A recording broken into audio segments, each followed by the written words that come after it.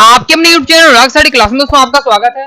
दोस्तों आज की इस वीडियो में हम क्या है कक्षा 12वीं राजनीति शास्त्र पॉलिटिकल साइंस का अध्याय 1 शीत युद्ध का दौर क्या है पढ़ रहे थे। ओके, तो ये क्या है पार्ट 2 है, ये क्या है आपका पार्ट 2 है। पार्ट 1 नहीं देखा है तो पार्ट 1 जाकर जरूर देखिएगा। ओके, जिसकी सहायता से आप क्या अच्छे से इस पार्ट को समझ सकते हैं। टोटल क्या है 3 पार्ट में ये पूरा आपका चैप्टर समझाने वाला हूँ। पहला पार्ट आ चुका है, दूसरा पार्ट है ये। ओके, पार्ट 1 जाकर जरूर देखिए, डिस्क्रिप्शन में प्लेलिस्ट की लिंक है, तो वहां से आप क्या क्रम से पार्ट देख लीजिएगा तो आपको पूरा चैप्टर समझ में आ जाएगा। इसकी सहायता से आप क्या है किसी प्रकार के चैप्टर से एमसीक्यू आए, शॉर्ट क्वेश्चन हो, लॉन्ग क्वेश्चन हो, सभी प्रकार के क्वेश्चन आप कवर कर सकते हैं, अपने से आसानी से आप लिख सकते हैं। ओके, तो देख लेते हैं। तो हमें कहां से पढ़ना था, तो हमें यहाँ से देखना था अपना क्यूबा मिसाइल संकट मैंने आपको पूरा बता दिया था। ओके, हमें देखना है जापान पर परमाणु हमला, बहुत ही ज्यादा इंपॉर्टेंट टॉपिक है और आई होप आपसे इसमें बहुत चीजें आपसे बनती होंगी।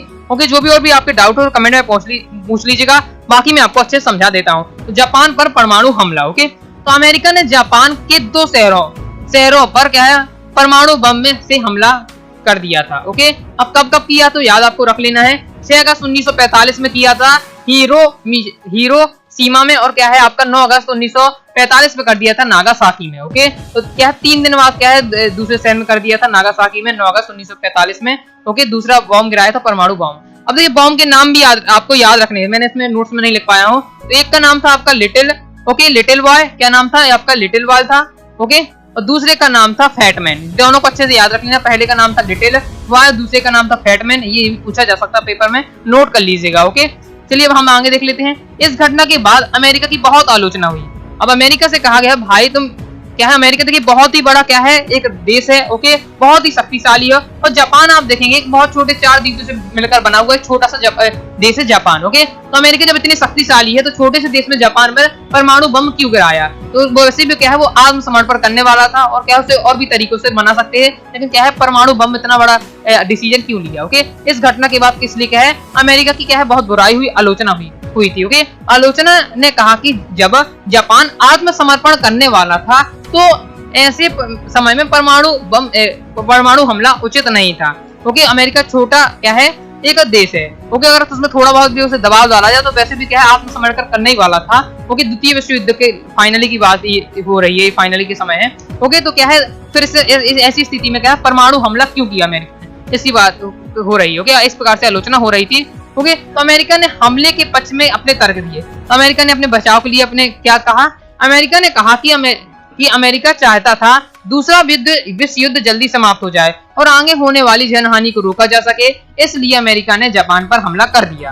ओके, मतलब अमेरिका कह रहा था कि ये जो बम गिरा था जापान में ये किस समय गिरा था, समाप्त ही होने वाला द्वितीय विश्व युद्ध के फाइनली में गिरा था। तो अमेरिका चाहता कि जल्दी से जल्दी क्या है विश्व युद्ध समाप्त हो जाए। ओके, तो क्या है जापान मान नहीं रहा, तो जापान को समझाया जा रहा कि भाई विश्व युद्ध समाप्त कर दो, लेकिन उसने नहीं मानी, इसलिए क्या है बॉम्ब गिरा दिया गया। इसलिए क्या है पूरा क्या है द्वितीय विश्व युद्ध इस प्रकार से समाप्त हो जाए, इसलिए क्या है अमेरिका ने अपने ये पक्ष में ये तर्क दिया। ओके, तो अमेरिका का इस हमले में के पीछे उद्देश्य क्या था, लेकिन अमेरिका के मंशा क्या थी, इसमें क्या होगी मंशा। ओके, तो इसका क्या है सोवियत संघ को अपनी ताकत और वर्चस्व दिखाने के लिए अमेरिका ने ऐसा किया। ओके, आपको पता है अपन पूरा शीत युद्ध के बारे में पढ़ रहे हैं, जिसमें क्या है दोनों में वर्चस्व की लड़ाई चल रही है। इसमें अमेरिका और क्या है सोवियत संघ में दोनों ही क्या है बड़ी क्या है देश है, दोनों ही क्या है वर्चस्व की लड़ाई चल रही है। तो अमेरिका ने ऐसा करके मतलब जापान ने परमाणु हमला करके बता दिया कि हम एक क्या है शक्तिशाली और क्या है अपना हमारा ही वर्चस्व है। अमेरिका ने ये सिद्ध करने के लिए क्या है परमाणु हमला किया जापान पर। ओके, अब हम देखते हैं अवरोध से क्या अभिप्राय। ओके, तो जब दोनों पक्ष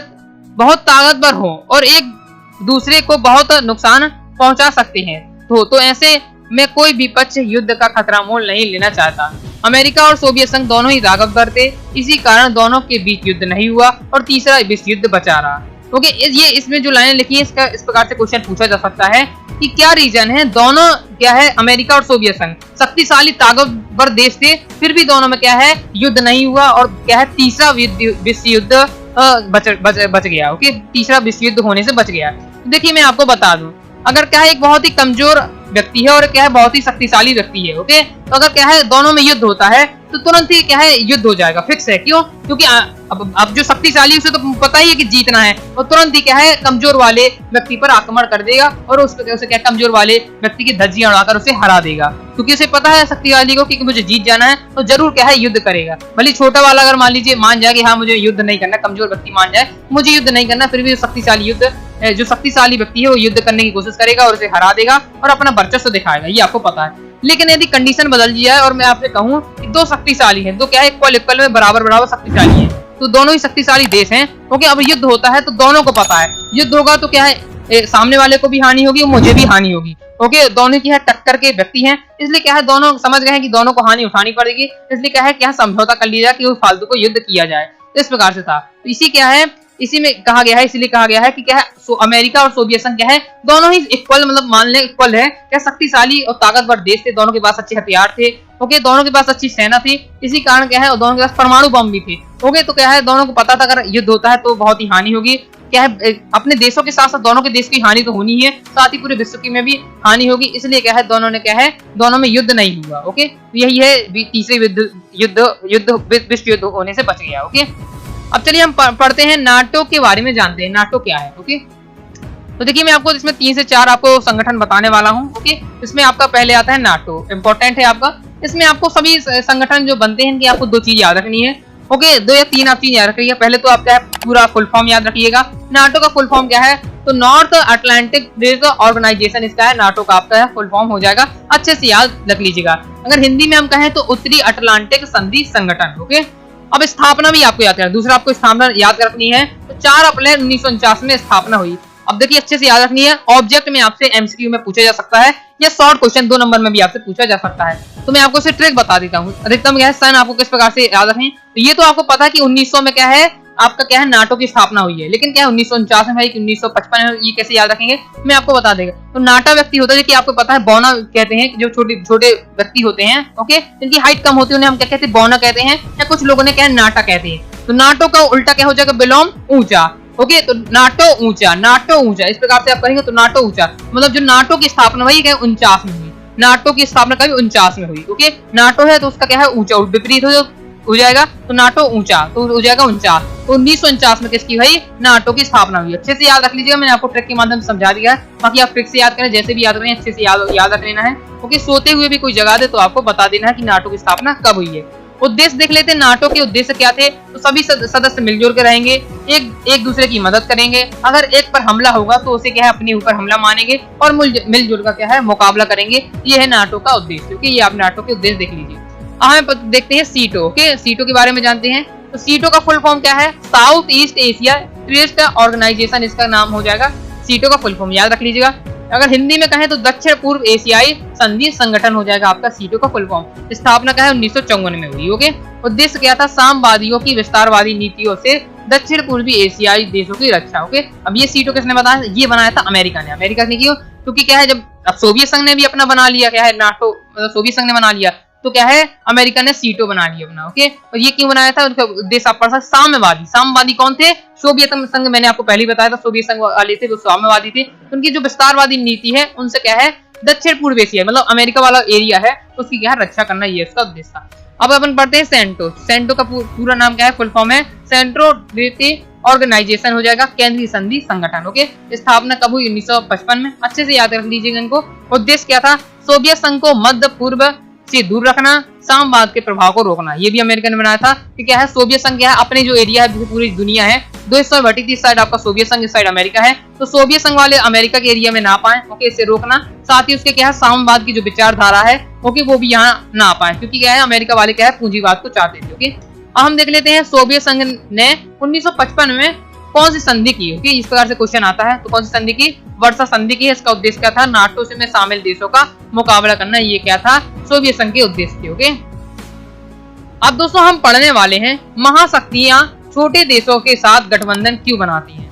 महाशक्तियां होती हैं मतलब महाशक्ति मतलब कौन सी है, 2 महाशक्तियां आपका अमेरिका और सोवियत संघ, ओके, यूएसए और क्या है यूएसएसआर, ये आप क्या है अमेरिका और सोवियत संघ 2 महाशक्तियां हैं, ओके। तो क्या है छोटे देशों से गठबंधन क्यों करते थे, बहुत, अब देखिए इन दो देशों के अलावा बहुत सारे देश हैं अब दोस्तों, ओके, तो पूरे विश्व में बहुत सारे देश हैं, तो क्या है छोटे देशों से गठबंधन क्यों कर लेते थे, मतलब उनके साथ क्यों मिल जाते थे, रीजन क्या था, ओके। तो महाशक्तियां छोटे देशों के साथ गठबंधन क्यों बनाती थी, या इस प्रकार से हम कहें कि क्या है देखिए अब ये दोनों आपस में बहुत ही शक्तिशाली हैं, ओके। सोवियत संघ अपना शक्तिशाली है, अमेरिका फिर शक्तिशाली है, फिर भी इतने शक्तिशाली होने के बावजूद भी छोटे छोटे जो देश हैं, ओके, उनसे संबंध क्यों बनाते हैं, छोटे छोटे देशों की क्या आवश्यकता, जब क्या है आप स्वयं क्या है शक्तिशाली है, या हम कहें जब स्वयं आप है करोड़पति है, तो छोटे से क्या है, छोटे छोटे लोगों से 5-10 रुपए क्यों लेना। एक बार से ये क्वेश्चन पूछा जा रहा। रीजन क्या था, महत्वपूर्ण संसाधन। देखिए क्या ऐसे ऐसे कई संसाधन हैं जो क्या है बड़े बड़े देशों के पास नहीं है, लेकिन छोटे छोटे क्या है देशों के पास है। ओके, अगर इनसे संबंध बनाए जाते हैं तो उनके संसाधनों का यूज कर सकते हैं। ओके, तो आपने कई ऐसे देखे होंगे कि जो क्या है अमीर अमीर लोगों के पास नहीं होते, लेकिन छोटे छोटे लोग भी उनके पास है ऐसी कई बहुमूल्य चीजें होती हैं। ओके, तो उनका क्या है अगर उनसे संबंध बना लेते तो उनकी क्या है संसाधनों का उपयोग कर पाएंगे। साथ ही भू क्षेत्र जैसे अपनी दोस्ती हो जाती है, दो देश हैं, ओके, दोनों आपस में क्या है दोस्ती कर लेते हैं, भाई इनके भू क्षेत्र का ये उपयोग कर सकते हैं, इनके भू क्षेत्र का ये उपयोग कर सकते हैं आवश्यकता पड़ने पर। जैसे अपन बात करें, अभी अपन ने पहले पढ़ा है क्यूबा मिसाइल संकट, तो क्यूबा में अपन ने देखा था कि क्या है सोवियत संघ ने किससे दोस्ती कर ली, क्यूबा से, या क्यूबा ने सोवियत संघ से दोस्ती कर ली। तो क्या है सोवियत संघ ने क्या किया, क्यूबा में अपनी क्या है भू क्षेत्र लेकर अपनी क्या है सैनिक शक्ति बढ़ा दी, वहां सैनिक तैनात कर दिए। ओके, अब क्या है एक प्रकार से क्या है भू क्षेत्र का उपयोग हो रहा है ना क्यूबा की, कौन कर रहा है, सोवियत संघ कर रहा है। तो इसलिए क्या है दोस्ती बना लेते थे क्या बड़े बड़े देश छोटे छोटे देशों से। ओके, मतलब क्या है सोवियत संघ और अमेरिका की छोटे छोटे देशों से क्या है दोस्ती करते थे, उसका रीजन बता रहा हूँ। तो ये पहला हो गया महत्वपूर्ण संसाधन, दूसरा हो जाता है भू क्षेत्र। ओके, तीसरा है सैनिक ठिकाने। ओके, अब क्या है मैंने आपको बताया कि क्यूबा में उन्होंने क्या किया था, सैनिक ही तैनात किए। सोवियत संघ ने क्या क्यूबा पर क्या कर दिया था, सैनिक तैनात कर दिए थे। ओके, तो क्या सैनिक ठिकाने लगा लेते हैं और दोस्ती हो जाती है। साथ ही आर्थिक मदद मिलती है। ओके, आर्थिक मदद किस प्रकार से, छोटे देश के पास भी कुछ थोड़ा तो पैसा होगा, वो भी क्या है जब युद्ध होगा या कुछ भी होता है तो क्या है बड़े देश को ये भी क्या है सपोर्ट करेंगे। भले ये मान लीजिए 5-5 रुपए दे, 10-10 रुपए, लेकिन एक सबसे देगा एक 5-10 रुपए, तो सोचिए ये भी कितना इसके पास पैसा हो जाएगा। ओके, छोटे छोटे देशों संबंध बनाने का फायदा था, ये भी क्या है थोड़ी थोड़ी आर्थिक मदद उनसे भी लेते थे, साथ ही इन्हें आर्थिक मदद करते थे। सीधा मतलब एक दूसरे के फुल सपोर्ट करते थे आर्थिक मदद में, सैनिक ठिकानों में, भू क्षेत्र में, महत्वपूर्ण संसाधन में। ओके, इसमें लिए क्या है महाशक्तियां क्या है छोटे देशों के साथ गठबंधन बना लेती थी।